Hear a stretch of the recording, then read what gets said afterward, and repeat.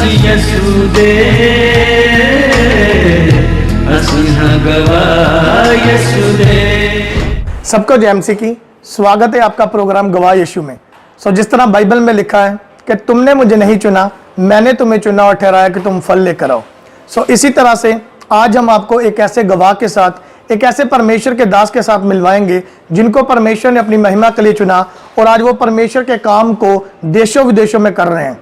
तो आइए हम मिलेंगे परमेश्वर के श्रेष्ठ दास डॉक्टर आचार्य विकास जी के साथ। जय मसीह की पास्टर जी। जय मसीह की भाई। पास्टर जी, स्वागत है आपका प्रोग्राम गवाह यीशु में। थैंक यू सो मच, प्रभु आशीष दें। तो सबसे पहले पास्टर जी मैं चाहता हूं कि आप दर्शकों को अपने बारे में थोड़ा सा इंट्रोडक्शन दें। मैं महान परमेश्वर का एक दास हूं और पिछले 22 सालों से सुसमाचार की सेवा भारत में और लगभग 100 से अधिक देशों में मैं कर रहा हूं। और एक ही लक्ष्य है कि लोग उस घायल यीशु मसीह के बारे में, जो हमारे लिए क्रूस पर घायल किया गया, मारा गया, उसके बारे में, उसके प्रेम के बारे में, उसके पुनरुत्थान के बारे में लोगों तक ये संदेश पहुँचे। मैं फॉर्मर इंजीनियर हूँ, कंप्यूटर साइंस में मैंने इंजीनियरिंग की और आगरा यूनिवर्सिटी में मैं स्टूडेंट था। और उसके साथ साथ मुझे काफ़ी रुचि है एविएशंस में या स्पेस साइंस में मेरी रुचि है। तो ये सेकुलर एजुकेशन है। उसके बाद मैं farmer campus crusade for Christ international में मैं एज ए लीडर रहा। राजस्थान में मैंने लगभग 4 साल काम किया और उसके बाद परमेश्वर ने मुझे सेवा के लिए आगे बढ़ाया। मेरा परिवार है, 2 बच्चे हैं और चाहे गांव हो, चाहे शहर हो और चाहे एक अकेला व्यक्ति हो या बड़ी सभा हो, मैं उसी सामर्थ्य के साथ लोगों को प्रभु के बारे में बताता हूँ। यात्रा करता रहता हूँ, मुसाफिर हैं, हम चल रहे हैं। तो पास्टर जी, हम जानना चाहते हैं कि सबसे पहले आपकी लाइफ कैसी थी और कैसे आपने परमेश्वर के बारे में जाना। मेरे सबसे पहले दादाजी प्रभु में आए, लेकिन उनके आने के बाद कुछ सालों के बाद ही 6 नवंबर 1977 को एक रेल दुर्घटना हुई और मेरे दादाजी की मृत्यु हो गई। उस समय मेरे पिताजी यंग थे, लेकिन उस समय ना तो ऐसी कोई क्रूसर होती थी, ना कोई ऐसी किताबें थी, ना कोई यूट्यूब था। और ठीक है, हमारे पिताजी ने जैसे तैसे प्रभु को जाने रखा, मैं कह सकता हूँ। और उसके बाद जब मेरा जन्म हुआ तो मैंने अपने आप को देखा कि मेरे माता पिता तो विश्वासी हैं, लेकिन मेरे जो और फैमिली मेम्बर्स हैं वो विश्वास में नहीं हैं, जो और परंपराएं हैं और रीति रिवाज हैं उनको फॉलो करते हैं। तो मैंने मसीही दर्शन और भारतीय दर्शन दोनों को बहुत पास से देखा, लेकिन अंत में मैंने दोनों दर्शनों का अध्ययन किया। मैंने बाइबल का भी अध्ययन किया और भारतीय दर्शन का भी अध्ययन किया और उसके बाद मैंने निर्णय लिया कि मैं प्रभु यीशु मसीह के पीछे चलूँगा। और प्रभु ने मुझे चुना, जैसा आपने कहा भी अपने इंटरव्यू के आरंभ में कि उसने मुझे चुना और उसने मुझे बुलाया। जी। तो पास्टर जी, बहुत से लोग जो अन्य जाति में हैं, क्योंकि आप ज़्यादातर आपकी सेवकाई अन्य जाति में है, तो बहुत से लोग जब लोग उनको सुसमाचार बताते हैं तो वो बोलते हैं कि हम क्यों यीशु मसीह को माने, हमारे पास अपना खुदा है। तो मैं ये सवाल करना चाहता हूँ कि क्यों यीशु मसीह को लोग क्यों माने, क्योंकि उनके पास अपना खुदा है। वो ये क्वेश्चन करते हैं कि हम क्यों यीशु मसीह को माने, ऐसा क्या है उसमें। एक बार यूएस के former president bill Clinton Bharat आए और उन्होंने लोग ताजमहल दिखाने लगे, भारत की सरकार उनको ताजमहल दिखाने लगे। तो उन्होंने ताजमहल को देखकर कहा कि मैं पूरी दुनिया को 2 भागों में बांटता हूँ, यानी संसार में जितने भी लोग हैं उनको 2 भागों में बांटता हूँ। एक वो लोग हैं जिन्होंने ताजमहल देखा है और एक वो लोग जिन्होंने ताजमहल नहीं देखा। तो जिन्होंने नहीं देखा वो दुर्भाग्यवश, उनका दुर्भाग्य है उनका। जिन्होंने देखा उन्होंने बहुत बड़ा काम किया, ऐसा उन्होंने स्टेटमेंट दिया। तो जब आप बात कर रहे हैं जाति और जनजाति की, तो मैं कहता हूँ कि सिर्फ 2 ही जातियाँ हैं, एक जो परमेश्वर को जानती है, एक जो परमेश्वर को नहीं जानती। परमेश्वर 2 नहीं हो सकते। भारतीय दर्शन में लिखा एकम ब्रह्म द्वितीय नास्ति, एकम सत्य द्वितीय नास्ति। सत्य एक है, सत्य 2 नहीं हो सकते। अभी बाहर दिन हो रहा है, इस समय 11:25 हो रहे हैं और आप कहेंगे नहीं जी शाम को 5:30 बज रहे हैं, शाम को 6 बज रहे हैं और मैं कह रहा हूँ 11:25 हो रहे हैं, सामने सूरज निकल रहा है। आप कह रहे नहीं जी अंधेरा हो रहा है। तो हम में से एक व्यक्ति गलत है। जो सत्य है उसे पूरे विश्व को स्वीकार करना पड़ेगा। प्रभु यीशु सत्य है, उसको पूरे विश्व ने स्वीकार किया। कहाँ जन्म हुआ यीशु मसीह का? इजराइल के छोटे से गांव बैतलहम में। वो तो आज हम जानते हैं क्योंकि इतना मीडिया है, इतने सारे नेटवर्क्स हैं, लोग वहां जा रहे हैं। नहीं, 2000 साल पहले बैतलहम गांव को कौन जानता है? इजराइल तो देश भी नहीं बना था। वो तो 1947 में आज़ाद हुआ। उस देश के अंदर 2000 साल पहले एक बच्चे का जन्म होता है जो कभी कॉलेज नहीं जाता है, कभी यूनिवर्सिटी नहीं गया, सिर्फ उसने बोला, और वो भी बहुत कम बोला। अगर आप नए नियम उठाएं और नए नियम में ये देखें कि प्रभु के मुख से निकली हुई वाणी कितनी है। एक बाइबल आती है, रेड फॉन्ट एडिशन बाइबल, उसमें जो प्रभु के मुख से निकली हुई बातें हैं वो लाल रंग से छपी हुई हैं, बाकी संतों ने जो बातचीत की है वो ब्लैक है। तो जो यीशु मसीह ने बोला वो 40 मिनट में आप खत्म कर सकते हो। यानी पूरे नए नियम में सिर्फ 40 मिनट का संदेश मुझे और आपको मिलता है, और 40 मिनट का संदेश पूरी दुनिया। मुझे एक ऐसे देश का नाम बताइए जहां पर प्रभु के लोग नहीं हो।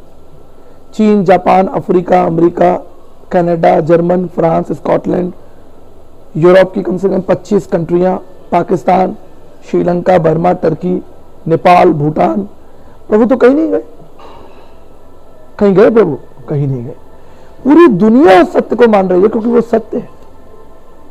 तो ये मैं नहीं कह रहा हूं कि आप इस सत्य को स्वीकार करें, आप खुद परखें। बाइबल में लिखा है भजन संहिता 34:8 में, परख कर देखो कि यहोवा कितना भला है। तो यीशु मसीह जैसा आपको कहीं मिलेगा ही नहीं, और ये आप पढ़ने के बाद ही जानोगे, मेरे बताने से भी कुछ नहीं होगा। मैं कहूँ जी आप ये आइसक्रीम खा के देखो, ये जी एप्पल खा के देखो, मीठा है, उससे क्या होगा? जब तक आप उसे खुद ना चखें। जब आप उसे चख लेंगे तो आप खुद ही कहेंगे मैंने चख लिया, मुझे मालूम है कि यीशु मसीह सत्य है, कोई दूसरा हो ही नहीं सकता, गारंटी है। उसके पीछे कई कारण है। पहला कारण है उनका नम्रता से भरा हुआ जीवन। आप जीवन देखो ना, अभी मैं सामर्थ्य की तो बात ही नहीं कर रहा कि उन्होंने क्या क्या मौजूद किए, क्या क्या चमत्कार किए, मैं तो जीवन की बात कर रहा हूं। लेकिन उसके अंदर कोई पाप ही नहीं था, उसका जन्म इंसानों के संपर्क से नहीं हुआ, वो तो उसने कहा मैं स्वर्ग से आया हूं। माता मरियम की तो सिर्फ कोक इस्तेमाल की गई, स्वर्ग से पवित्र आत्मा उसमें प्रवेश करता है, वो बालक के संसार में पैदा होता है, ज्योतिषी उसके सामने मत्था टेक देते हैं। बाइबल में लिखा है कि ज्योतिषी आए और उन्होंने मुंह के बल गिरकर एक बालक यीशु मसीह को, जब वो बोल नहीं सकता, छोटा बच्चा कपड़े में लिपटा हुआ है।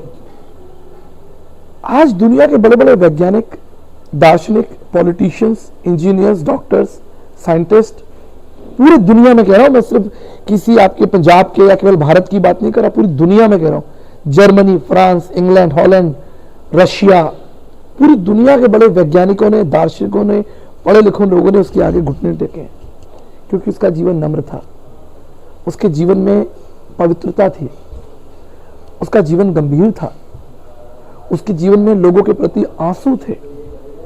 लिखा है उसका मित्र जब लाजर मर गया था तो यीशु मसीह रोने लगे। आज तो कोई अपना भी अपनों के लिए नहीं रोता, लेकिन वो अपने मित्र के लिए रो रहे, आंसू बहा रहे। और फिर जो काम उन्होंने किए, जो अधिकार उनके पास थे, चाहे उन्होंने मुर्दों को जिंदा किया हो, चाहे उन्होंने कोढ़ी को शुद्ध किया हो, चाहे जकई जैसे एक दुष्ट लालची आदमी का जीवन बदल दिया हो, यह भी तो बहुत बड़ा चमत्कार है। चमत्कार सिर्फ यही नहीं है कि कोई व्यक्ति चंगा हो गया, एक व्यक्ति ने बेईमानी छोड़ दी, मक्कारी छोड़ दी, पाप छोड़ दिया, इससे बड़ा चमत्कार और क्या होगा। तो ऐसे भारी भारी काम प्रभु के द्वारा हुए, और दुनिया में जहां संदेश उनका गया लोगों ने उसके आगे घुटने टेके।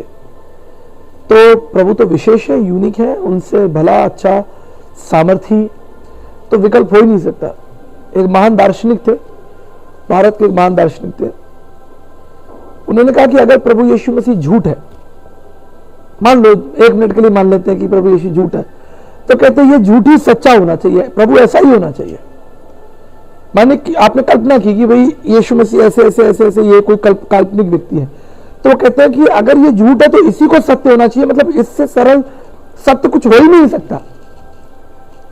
तो भारत के अंदर बड़े बड़े दार्शनिकों ने, चाहे वो स्वामी विवेकानंद जी हो, डॉक्टर सर्वपल्ली राधाकृष्णन जी हो, मधुसूदन दास हो, रानी अमृता कौर हो, पंडित धर्मप्रकाश शर्मा जी हो, आचार्य दयाप्रकाश जी हो, साधु सुंदर सिंह जी हो, जैसे बड़े बड़े चिंतन तत्वदर्शी लोगों ने उनके आगे घुटने टेके, उनको अपना गुरु माना, अपना प्रभु माना।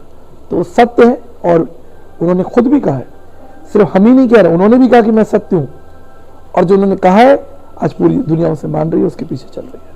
तो पसी जिस तरह हम देखते हैं कि बाइबल में लिखा है कि जब लोग सच्चाई को जानेंगे तो सच्चाई उन्हें आज़ाद करेगी। तो आज हम देख रहे हैं कि बहुत से जो लोग हैं वो प्रभु यीशु मसीह को जान रहे हैं और यीशु मसीह के पीछे चल रहे हैं। तो उसके दौरान कुछ लोग ये बोलते हैं कि ये जो क्रिश्चियन लोग हैं ये पैसे दे के धर्म परिवर्तन करते हैं या लालच दे के धर्म परिवर्तन करते हैं। तो जैसे आप भी एक ब्राह्मण परिवार से आए, तो हम जानना चाहते हैं कि जब आप मसीह में आए, क्या आपको पैसे दिए गए या आपने अपनी सेवकाई में आज तक देखा हो कि कभी किसी का पैसे दे के धर्म परिवर्तन किया? मैं कहता हूं हमें एक व्यक्ति जो लालच के साथ प्रभु का शिष्य बनने आया है, वो क्या बनेगा, हम ही नहीं उसको स्वीकार करते। आप समझ रहे मैं क्या कह रहा हूं? हम क्या किसी को लालच देंगे कि आप प्रभु के पीछे आओ? हमने तो अगर किसी को परख लिया कि इसके मन में लालच है तो उसके दरवाजे बंद कर दिए, हमने ही बंद कर दिए। आप समझ रहे मैं क्या कहना चाह रहा हूं? बाइबल के अंदर ऐसे ऐसे लोग जो लालची बैठे थे, पैसे के लालची। मैंने अभी जक्कई का उदाहरण दिया था आपको। उन्होंने अपना सब कुछ प्रभु के चरणों में रख दिया, उन्होंने गरीबों को बांट दिया। लोग पैसे छोड़कर प्रभु के पीछे आए हैं। साधु सुंदर सिंह जी की कितनी जमीन थी, उनके चाचा जी ने कहा तू पैसा ले ले, घर ले ले, प्रभु को छोड़ दे। उन्होंने कहा कि पैसा घर तुम अपने पास रखो। तो आप समझिए मेरी बात, पैसा कोई दे नहीं रहा है, लोग पैसा छोड़ छोड़कर प्रभु के पास नहीं आ रहे। मेरे कई ऐसे मित्र हैं, कई ऐसे जानकार हैं, जब वो मसीह में आए तो उनके माता पिता ने उन्हें मारा, उन्हें सताया, कहा कि हम तुम्हें प्रॉपर्टी नहीं देंगे, हम तुम्हें पैसा नहीं देंगे, गाली नहीं देंगे, हम तुम्हें बेदखल कर देंगे। उन्होंने कहा आप हमें बेदखल कर दो, क्योंकि हमने सत्य को जान लिया। हमने सत्य को, तो मैं अपना एक्सपीरियंस आपको बताता हूं। ये बाइबल के अंदर निर्गमन के अंदर 20 अध्याय के अंदर 10 आज्ञाएं लिखी है। वहां एक आज्ञा लिखी है, तू किसी के विरुद्ध झूठी गवाही ना देना। आज से 5000 साल पहले परमेश्वर जानता था कि झूठी गवाही देकर कोई किसी का नाश कर सकता है। आज भी कोर्ट के अंदर कोई किसी कह रही जी इसने मुझे छेड़ा है। मेरे एक मित्र हैं, वो वकील हैं और वो डिवोर्स केसेस देखते हैं और पारिवारिक केसेस देखते हैं। कहते हैं मेरे पास 100 में से 80 केसेस ऐसे आते हैं कि जिन्होंने दहेज मांगा था और दहेज का केस लगा के जो है वो बंद कर दिया आदमी को।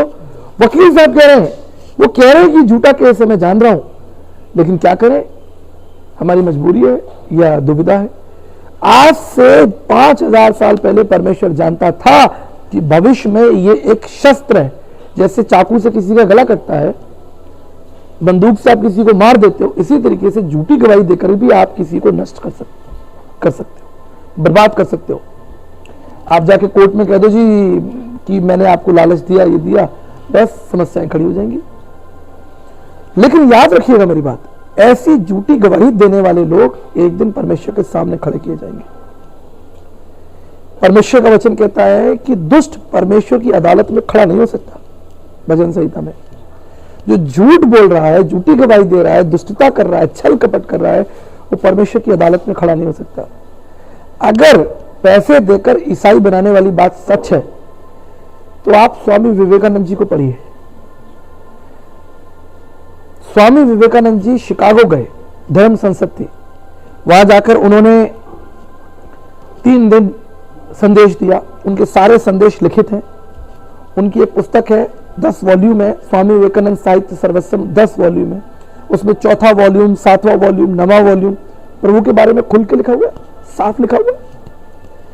मैं आपकी एक बात, क्योंकि पंजाब में वीडियो बन रहा है, मैं आपसे एक बात छेड़ देना चाहता हूं।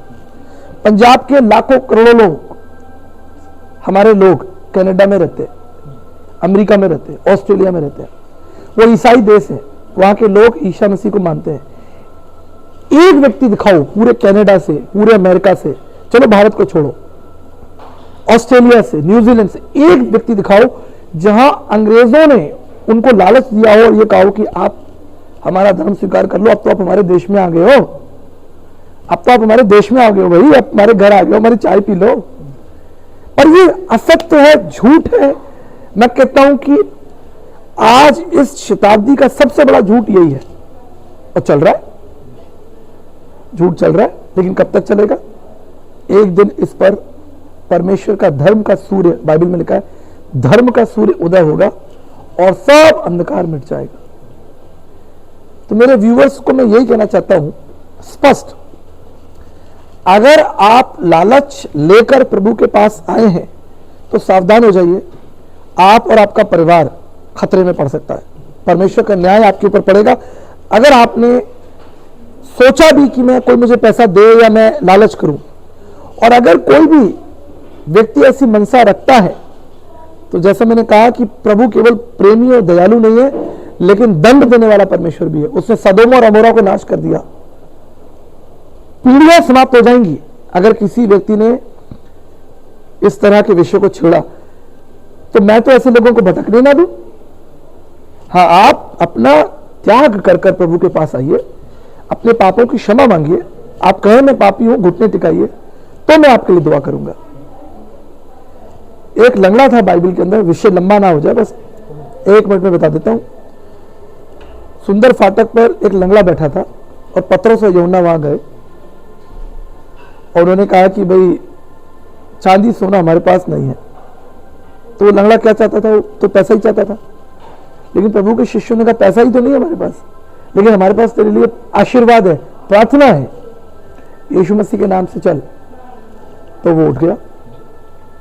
तो आज हमारे पास लोगों के लिए प्रार्थनाएं हैं जिससे जीवन बदलता है। और बाकी मैंने इस विषय को आपको बता दिया। Thank you. तो पास्टर, जिस तरह हम देखते हैं कि आजकल स्पिरिचुअल फादर का बहुत ट्रेंड है, लोग पास्टर्स को पापा कह के बुलाते हैं।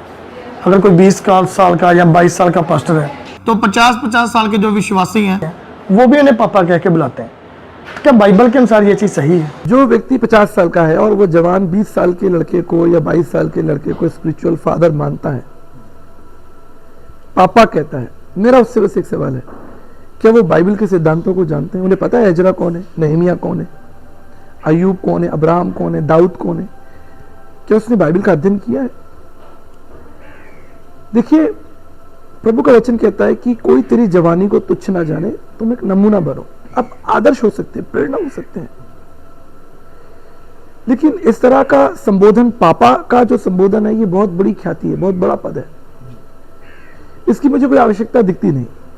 मैं 22 साल से सेवा में हूं, बाइबल के संग संग सामाजिक सिद्धांतों को भी समझता हूं, सामाजिक प्रेरणा को भी समझता हूं।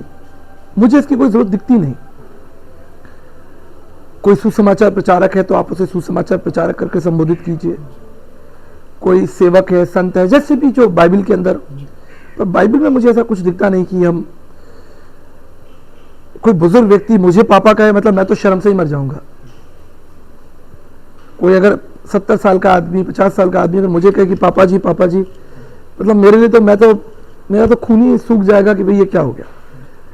हाँ, वो मुझे प्रभु के दास के रूप में स्वीकार करें, अगर वो मेरे जीवन से कुछ सीख रहे हैं तो अच्छी बात है, लेकिन इस तरह के संबोधन की मुझे आवश्यकता लगती नहीं। जो पास्टर जी टीचिंग देते हैं वो बोलते हैं, वो वचन का हवाला उठाते हैं कि पौलुस ने कहा है कि तुम्हारे सुसमाचार सुनाने वाले अगर 10,000 भी होते तो मैं तुम्हारा आत्मिक पिता हुआ। बोलते अगर ये गलत होता तो पौलुस ने क्यों कहा? और दूसरा वो वचन उठाते हैं कि जब अलीशा ने उठाया जाना था और एलिया ने उठाया जाना था तो वो बोलते कि अलीशा ने नीचे से बोला हाय मेरे पिता, तो चद्दर उसके ऊपर आ गई। बोलते अगर पिता कहना गलत था तो चद्दर उसके ऊपर क्यों आती? बाइबल ग्रीक में लिखी गई है, आपको ओरिजिनल टेक्स्ट में जाना पड़ेगा। हालांकि बहुत बड़ा विषय हो जाएगा, मैं इसको ज्यादा लंबा नहीं ले जाना चाहता। अब यीशु मसीह ने कहा कि मैं द्वार हूं, तो वो क्या लकड़ी का द्वार है? क्या वो लकड़ी का? अगर उसने कहा मैं रोटी हूं, तो क्या वो रोटी है? उसके पीछे संदर्भ क्या, सिद्धांत क्या है? हम सिद्धांत को देखें। एक व्यक्ति बस में क्रूस लेके चढ़ रहा था, बड़ा क्रॉस उसने बना लिया लकड़ी का, और बस में घुस रहा था, तो बस में आ भी नहीं रहा था। तो कंडक्टर ने कहा कि भैया ये नहीं आ रहा, तो आप कैसे घुस रहे हो, क्या है ये? उसने कहा कि जी ये क्रॉस है और मैं इसे लेके चल रहा हूं क्योंकि बाइबल में लिखा है कि मेरा क्रूस उठा और मेरे पीछे चल। तो क्रूस लेके चल पड़ा। तो बाइबल में जो संदेश है, जो वर्ड लिखा है, उसके पीछे हिस्ट्री क्या, कॉन्टेक्स्ट क्या है? ग्रीक जो लिखने वाले लोग थे, जूइश लोग थे, उन्होंने किस कॉन्टेक्स्ट में लिखा? अब फिर तो हमारे बहुत से मुसलमान भाई हैं, वो कहते हैं कि परमेश्वर ने जगत से, बाइबल में लिखा है कि उसने अपना पुत्र दिया, तो हमारे मुसलमान भाई कहते हैं कि पुत्र हो ही नहीं सकता, परमेश्वर का पुत्र कैसे होगा? तो वो लिटरल ले रहे हैं। अगर आप कुछ चीजों को लिटरल ले लोगे, उसकी एक्सप्लेनेशन नहीं देखोगे, उसके पीछे सिद्धांत नहीं देखोगे, तो बहुत बुरे फंसोगे। आप क्रूज लेके बस में चढ़ रहे हो, क्यों बाइबल में लिखा है मेरा क्रूस उठा मेरे पीछे चल, तो आप जा सकते हो क्रूस लेके जगह जगह लकड़ी का। कब तक जाओगे? थक जाओगे। क्रूस का मतलब है शिक्षाएं, आदर्श, प्रभु का सैक्रिफाइस।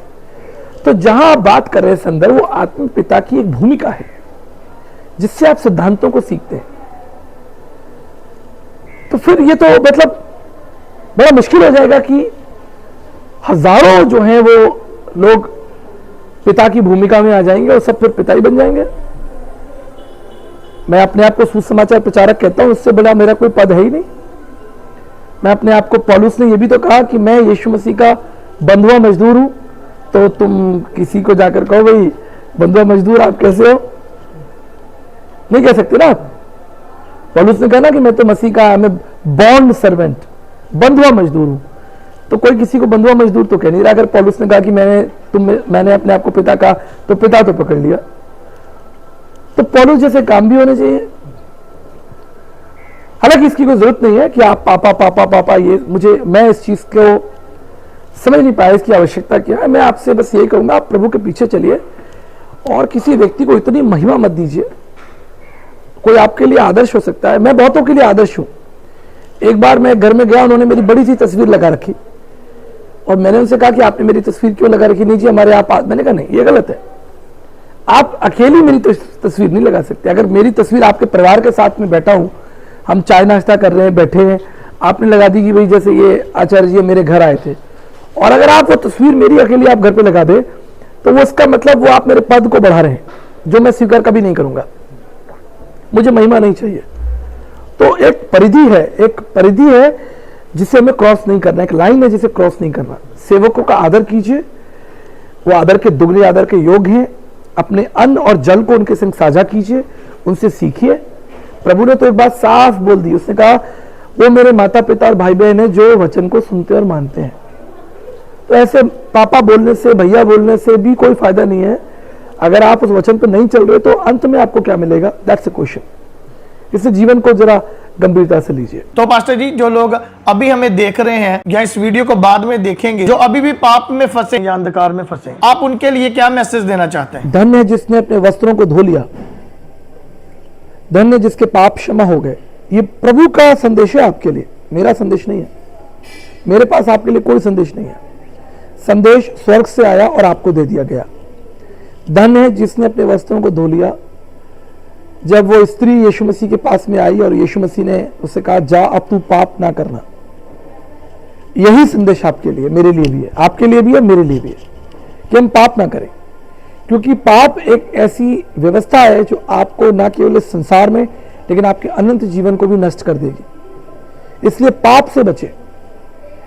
और ये पाप क्या है, इसको जानने के लिए आप वचन पढ़ें, अपने अगुवों के अधीन रहें, जो आपको सिखा रहे हैं उनसे सीखें, खुद भी अध्ययन करें और जानें कि प्रभु का संदेश आपके लिए क्या है।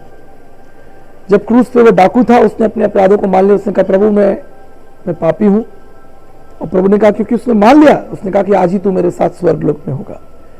तो पाप को मान ले और पाप को छोड़ दे। धन्य है जो पाप को मान लेता है और छोड़ देता है, उस पर दया की जाएगी।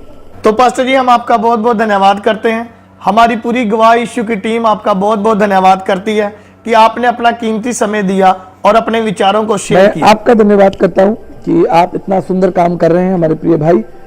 और क्योंकि आज मीडिया जो है आज एक साधन है जिससे हम अपने विचारों को, खास तौर पे परमेश्वर ने जो कार्य इस पृथ्वी पर किया उसको दूर तक ले जाए। और मैं आपके परिश्रम पर परमेश्वर की आशीष बोलता हूँ, आपके चैनल को ब्लेस करता हूँ। जितनी रिकॉर्डिंग्स पहले हुई हैं उन सब पर प्रभु की आशीष हो, जितनी आप भविष्य में करेंगे उस पर प्रभु का अनुग्रह हो, और जो इन वीडियोस को देखें वो जीवन के मुकुट को प्राप्त करें। Thank you. जय मसीह की पास्टर। जय मसीह की। तो जैसा कि आपने देखा और सुना कि कैसे परमेश्वर ने इनके जीवन में कार्य किया और कैसे परमेश्वर इनको आज इस्तेमाल कर रहा है, मेरा विश्वास है इस बड़ी गवाही के द्वारा परमेश्वर आपके जीवन में एक बड़ा बदलाव लेकर आएगा। सबको जय मसीह की। अगर आप परमेश्वर के कामों को आगे बढ़ाने के लिए इस सेवकाई में अपना योगदान देना चाहते हैं तो आप इस QR कोड को स्कैन करके गूगल पे के द्वारा अपने दान भेज सकते हैं। अगर आप विदेश से अपने दान भेजकर परमेश्वर के कामों को बढ़ाना चाहते हैं तो आप इस बैंक डिटेल्स का इस्तेमाल करके अपने दान दे सकते हैं। परमेश्वर आपको आशीष दे। तो मेरे प्रिय भाई बहनों, अभी आपने एक बहुत बड़ी अद्भुत गवाही को सुना। तो मेरा विश्वास है परमेश्वर इस गवाही के द्वारा आपके जीवनों में 100 गुना फलों को लेकर आएगा। आप इस टेस्टिमनी को अपने दोस्तों के साथ, फैमिली मेंबर्स के साथ शेयर जरूर करें, ताकि वो भी जान सके कि परमेश्वर कैसे लोगों के जीवन में काम कर रहा है। मेरा विश्वास है परमेश्वर इस गवाही को सुनने के बाद आपके जीवनों को सेम नहीं रहने देगा। आप हमारे चैनल गवाह यीशु दे को सब्सक्राइब कर लें, ताकि आने वाले दिनों में आप परमेश्वर के और गवाहों के साथ मिल सके। अगर आप भी अपनी टेस्टिमनी हमारे साथ शेयर करना चाहते हैं तो नीचे आपको एक ईमेल आईडी दिखाई दे रही होगी, आप उस ईमेल पर अपनी डिटेल शेयर कर दें, हम आपके साथ कांटेक्ट जरूर करेंगे। मेरा विश्वास है परमेश्वर आपके जीवनों को सेम नहीं रहने देगा। God bless you all. सभी को जय मसीह की। ਅਸੀਂ ਯਿਸੂ ਦੇ ਅਸੀਂ ਹਾਂ ਗਵਾਹ ਯਿਸੂ ਦੇ।